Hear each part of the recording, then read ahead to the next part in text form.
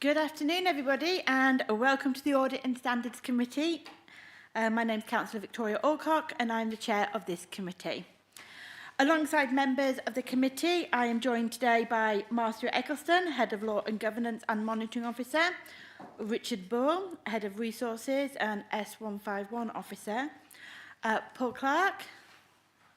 Paul, yeah, beg your pardon. Hi, Paul. Paul Clark, Warwickshire County Council Internal Audit Manager, Karen Jones from Assets, Mason Ash from Democratic Services Manager, Anne Banks, Senior Democratic Service Officer, and Kira Keller from Democratic Services. Now, there are no planned fire alarms scheduled at this time. Therefore, should the fire alarm go off, please make your way out of the building nearest the via the nearest fire exit to the car park beside the Windmill Public House directly opposite. Members and speakers, can you please ensure your microphone is directly in front of you, switched on and logged on. Please do not move the microphone from its set position, and when speaking, ensure the microphone is directly in front of you so it can be picked up on the feed. Ensure mobile phones are switched off, please, or to silent. And can you please note that this meeting is also being broadcast live, and members of the public not in attendance today are able to view the proceedings. Right, and at the end of all that, we'll move on to the agenda. Right, item 1, apologies for absence, please. We have apologies from Mr Mike Dunn, Mr Edward McAllister Smith and Councillor Trevor Gill. Thank you very much. Item 2, disclosure of interest. Do any committee members have any interests they would like to declare in relation to items on the agenda? No? Okay, thank you very much. Item 3. If there's any point members wish to raise on the minutes, could you please indicate? Otherwise, I will take the minutes as noted. No? Everyone's happy with what we've got? Then we'll note that the minutes have been noted, please. Item 4, public participation. We've not received any questions from the public. So on to item 5, appointment of the Parish Town Council representative to the Audit and Standards Committee. Can I please invite Mason Ash to present this report?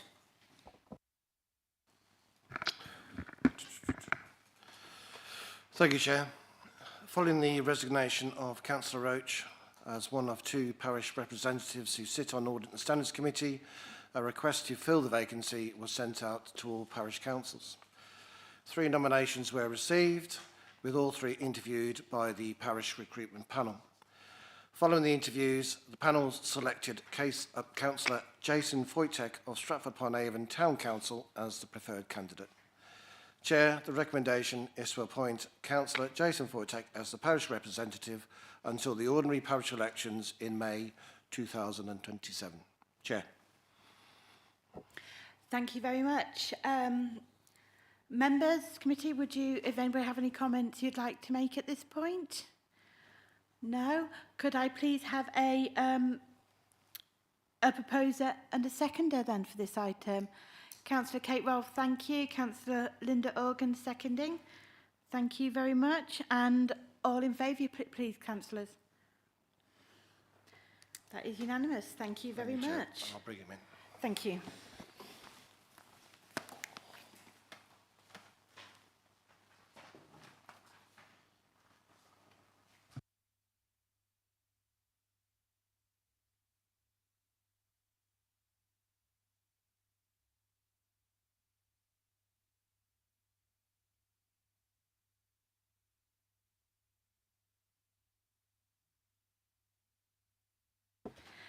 Councillor Foytek, welcome to the Audit and Standards Committee. We're very pleased that you've stepped up to this role, and we look forward to working with you in the future. Thank you. Right, moving on then, councillors. Item 6 on the agenda, please. The RIPA procedure. Could I please invite Marcia Eccleston, the Monitoring Officer, to present the report? Yes, thank you, Chair. This report relates to the Regulatory and Investigatory Powers Act proposal for policy. Now, in terms of that piece of legislation, we are meant to keep a policy and a procedure, which of course we do. And as you can see from the report, this is brought before you for reapproval, because every year we're meant to do that under best practice and the legislation relating to this piece of legislation. So in terms of the attached policy which you have in front of you, I should just say that there have been no changes to what you signed off on the last occasion. So on the last occasion, there were some amendments made because there'd been a recent audit where they suggested some amendments. On this occasion, there are no amendments that we are requesting be noted for change. However, I will say that having had a read through and having had some consideration and discussion with a member outside of the meeting today, there might be some typos which we just need to tidy up and grammatical amendments that need to be made. On a previous occasion, you did allow for me to have a delegation to make such minor amendments. So with your approval outside of the meeting, I will speak with Councillor Stratford in particular to make sure that any of those amendments are tidied up.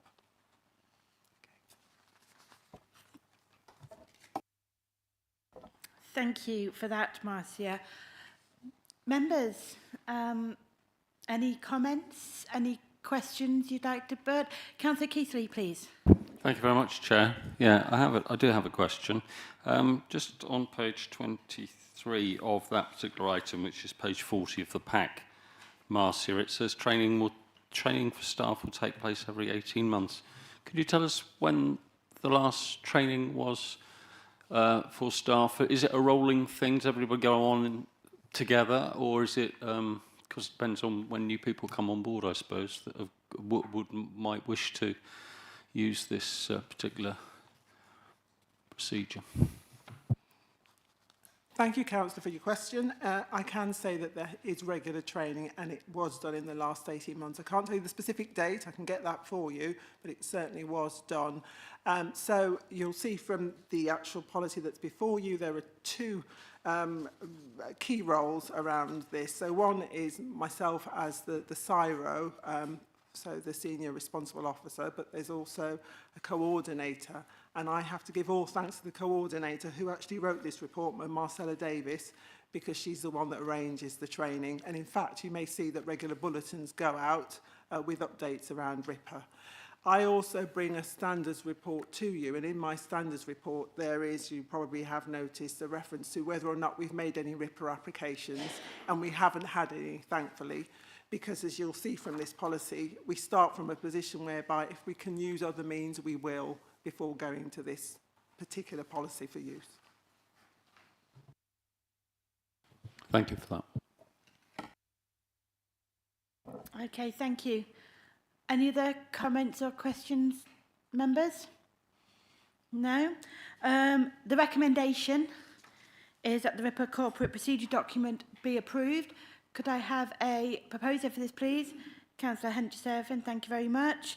And a seconder, Councillor Littlewood, thank you very much. Members, all in favour, please. Thank you very much, everybody.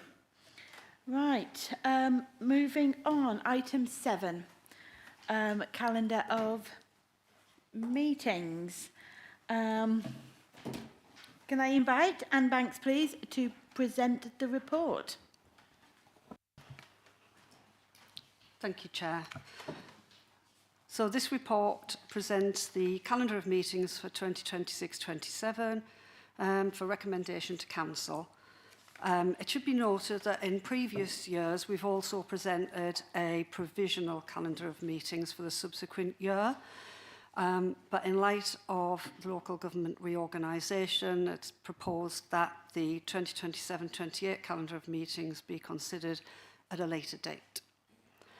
In addition, there's an additional date for this committee, which is the 23rd of February 2026, to consider the external auditor report. And also, since publication of the agenda, we've had a request from Head of Resources via external auditors to add an additional date, again for this committee, in January 2027.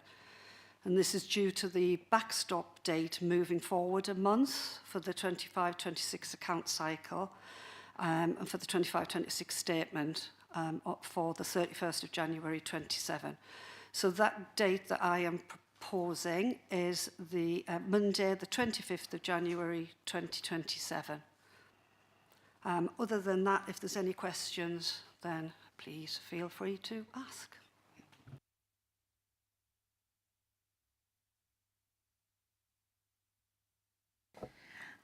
Thank you for that, Anne. Appreciated. Councillors, do we have questions? Councillor Rolfe, please. Thank you, Chair. A couple of things. It's always been, amongst some of us, a bit of a bone of contention about timings of meetings. I note there are no timings of the meetings on this, and I note also that presumably each calendar year, each committee chooses the time of the meeting. Can you please very briefly outline the procedure if it were to be that the majority of the group would like an evening meeting of a committee, whereas always in the past it's been during the day? What is the procedure around that? Thank you. In the first instance, if it's something that's moving quite so much from 10 o'clock in the morning till 6 p.m, I would suggest that a discussion's had perhaps with the Chief Executive in advance of the meeting where you would be taking the decision. So the first meeting of the municipal year, which is where you decide on the time. It is within the gift of the committee to make the decision on the time, but if obviously the implications on resource for that, then I would suggest that that would be a good route to go down. Thank you. Do you have a follow-up question? Yep. Follow up. I mean, I'm just really thinking of the future, if you like, whatever will happen in the future. But we really have to think about younger people coming on board with our unitary, whatever it'll be. And I think we've got to think about enticing younger people that work during the day full time, and that I think we need to perhaps be seen as a council that is open to change in that aspect, if you like. I'm not suggesting it suits me, but it certainly does suit I know a lot of others, so thank you. Thank you, Councillor Rolfe, for that. Councillor Littlewood, please. Thank you, Chair. Oh, excuse me. Sorry. Yes, I don't argue with what Councillor Rolfe has just said, but I think we have to be mindful that officers will be working a full day as well, and eating into their evenings on a regular basis could be quite an issue, I would have thought, and I think we need to be considerate in everything we do. Thank you. Yes, it's something that would be considered across the board if the situation does arise in the future. Councillors, are there any more comments on the calendar of meetings? No? Then the recommendations, please, to councillors. 1, that the Extraordinary Audit and Standards Committee meeting to be held on the 23rd of February 2026 be noted. And 2, that the calendar of meetings for 2026-2027 to be agreed. I'm proposing to take these both together. Oh. Is it with the amendment? The additional meeting on January 27th? Yes, that's included in there, yes. It's not on it? No. So it was subsequent. It's only today that I was requested to add that in. So we'll do that after this meeting if you're all in agreement. Monitoring Officer, please. Thanks, Chair. Just to say that it sounds as if you are seeking, Chair, a recommendation to add the 27th of February. Is that correct? Yes, that is correct. Yes. So if I take these both together, Councillor happy with this? Can I have Councillor Fradgley, please? I just ask a quick question. I think 3 dates were mentioned there, and I'm the world's worst diary keeper. So can I just be really clear? You've mentioned Tuesday the 23rd, Thursday the 25th, and the 27th. February 27 we're looking at, is it? Okay, I think there's... I'm not sure. The 27th, the 27th seems to be on a Saturday on mine, unless I'm reading it incorrectly. Yes, so there's 2 dates that we're looking at. One of them is in the current municipal year, but we usually advise if we need to, because you've not been informed yet. So that's the one that's in on the 23rd of February 2026. So that's in the current cycle. And then the additional meeting is Monday, the 25th of January 2027. But what we'll do is we'll update the calendars that you've got in the agenda here, because it's a recommendation to council, and then we'll give you the new set at Thank that you very time. much. Thank you. Okay. Any other queries on that? Could I have a proposer then, please, for this? Would you like me to read it out again, Councillor Organ? Are you happy? Thank you very much. And a seconder, please, Councillor Fradgley. And all in favour of that, please, councillors. Thank you. That is unanimous. Thank you very much. Right, that is the end of the standard part of the meeting. Councillor Foytick, you're very welcome to stay for these last 2 items if you wish. There's no need for you to shoot off if you'd like to get more of a feel for the committee while you're here. I'm moving on to item 8, the Internal Audit Progress Report. Could I please invite Paul Clark to present the report for us? Thank you.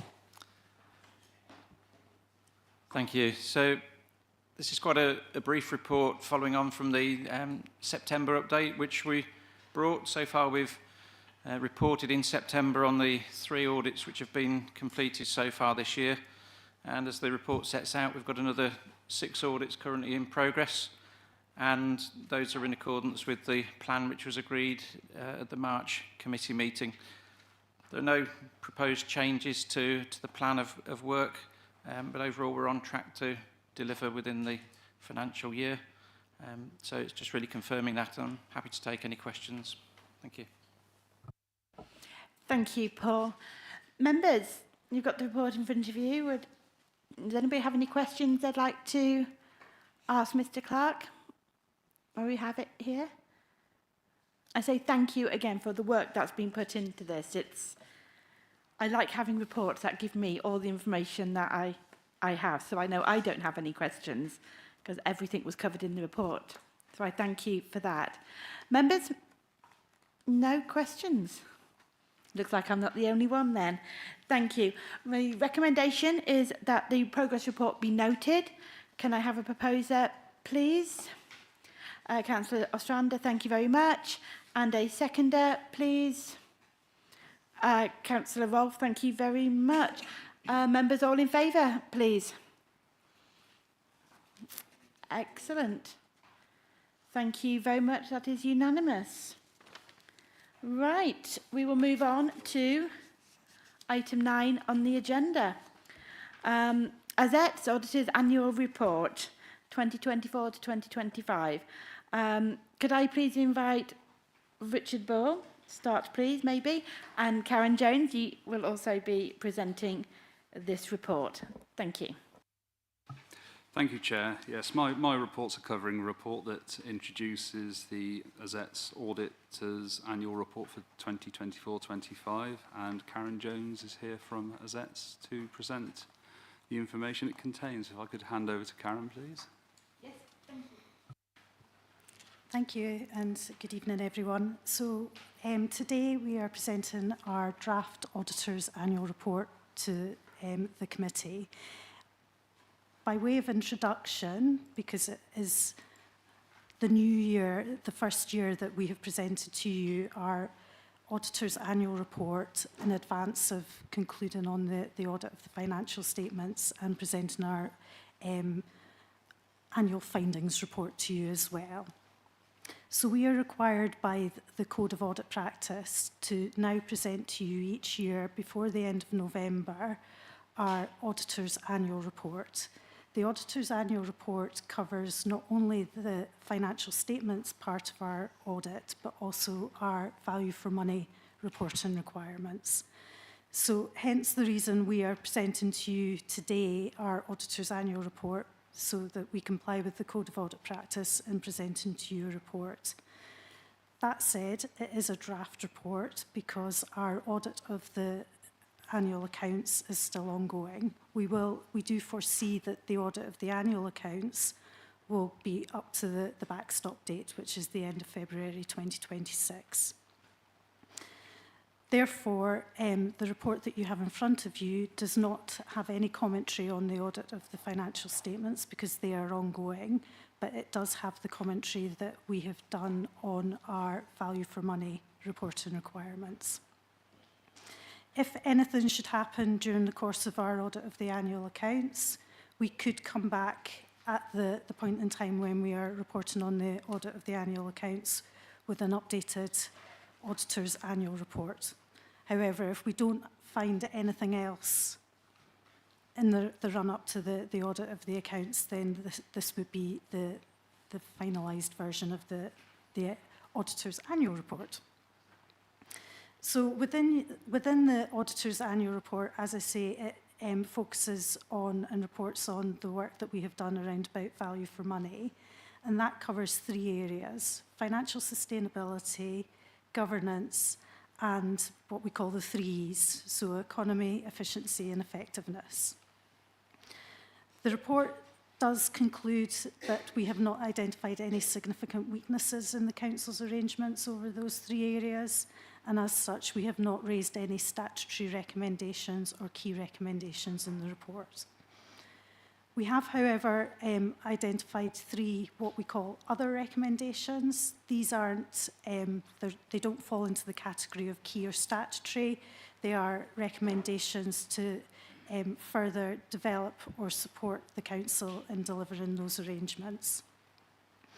2 of them are linked to local government reorganisation, and it is the Council may wish to consider, or management may wish to consider, the reports that they are presenting to committee on financial sustainability or governance arrangements in terms of the potential impact any decision or information that the committee members need in terms of thinking about it in the context of local government reorganisation.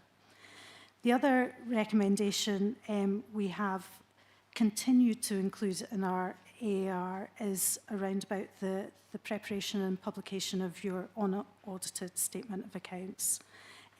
This was raised previously by your predecessor auditor in terms of the timing of that, and while there has been improvements and management have put in arrangements to improve the publication and timing of the unaudited accounts, there was a slight delay this year, but that was predominantly due to the implementation of a new accounting standard this year. So for that reason, we have continued to keep it in because it hasn't been fully addressed. That's all I wanted to say on our report, and I'm happy to take any questions. Thank you.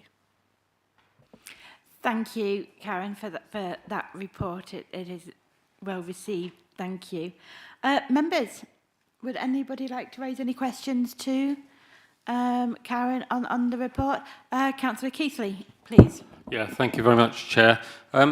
Karen, actually, it's probably more a question I'd like to direct to Richard, because it's in respect of one of your recommendations. And it's for really probably me try and get my head round what this means. and I bet I'm not the only one that probably doesn't know what it really means, but it's page 14, Richard, or page 70 of the pack, and it's the recommendation Karen's just covered. It says the LGR brings with it a lot of uncertainty. It makes it harder for us to consider long-term financial position. In the short term, members will need to ensure that their current decisions, and then it goes on to say, consider as far as possible the needs of the future unitary body into which the council will be absorbed. And I'm trying to really understand, as members, what that really might mean. Could you give us some examples, Richard, as to what the future needs of a unitary might be that we need to keep in mind when we're making financial decisions? Does that make sense as a question? Might help us all. Yes, thank you, Chair. Some examples, well, it'd be entering into a contract that extends beyond the investing date, well, the current date of April 2028. So within the financial comments of any report that goes to a committee, we describe the cost to the authority and the future effects potentially now for local government reorganisation on the next authority. So committees would want to know if they were entering into a 20-year agreement on a contract, that would severely, I would suggest, impair the next authority's ability to influence the delivery of that service if you're contractually obliged to it for that long. Similarly, we're entering into contracts now that extend beyond that date, but to artificially cut it short would inflate the cost to this authority now, because if you're investing in an asset that's written down over 5 years, 28 is, if I could add my maths right, it's 3 years away roughly. So you extend beyond that investing day by 2 years because it's the most cost-efficient way of implementing that service with the assets that it employs. It's having due regard for both sides of it, not over-committing the next authority to a contract that it's got no control over effectively or may have to pay to get out of. But on the other hand, not penalising ourselves by cutting contracts short and paying for assets over a shorter period of time.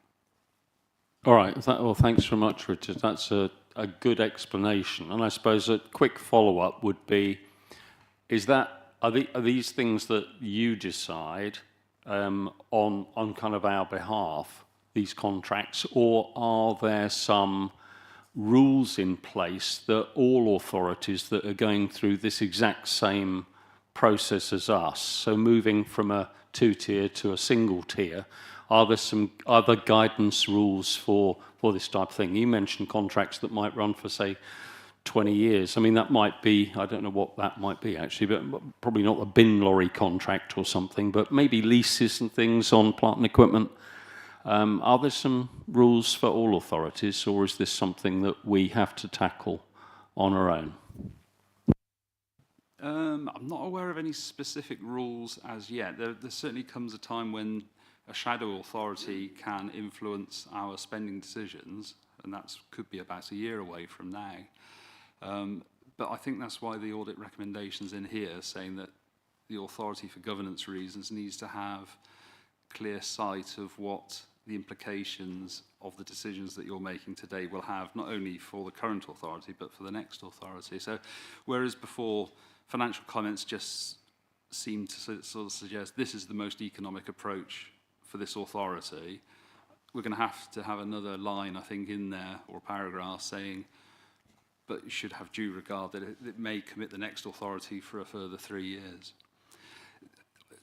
The only thing that I'd add on to the end of that is there are very few contracts or anything that will finish on the 1st of April 2028.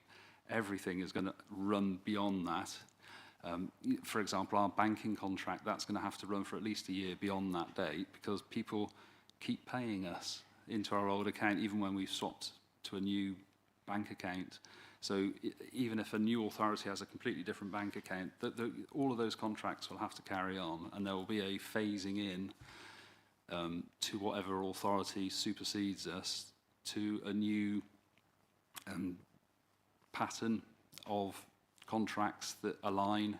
I'm just thinking of refuse. I'm sure all the refuse contracts all end at the different time. Well, not ours and Warwick's, because we're on the same contract. But if it was one unitary, they'll all be finishing at a different time. So there'll be requirements to sort of to limp along for a couple of years, perhaps with some contracts, whilst the others sort of play out. If that Thank makes you, sense. Richard. That's great. Thank you very much. I'm sure others have probably appreciated that explanation. Thank you. Absolutely, thank you, and thank you for the question, Councillor Keithley. Thank you. Councillor, any other queries or questions you'd like to raise at this moment? Okay. Then the recommendation is that this report be noted. Can I have a proposer, please? Councillor Ostrander, thank you very much, and a seconder. Please, Councillor Fradgley, thank you very much. And all in favour, please, members. Thank you, that is also unanimous.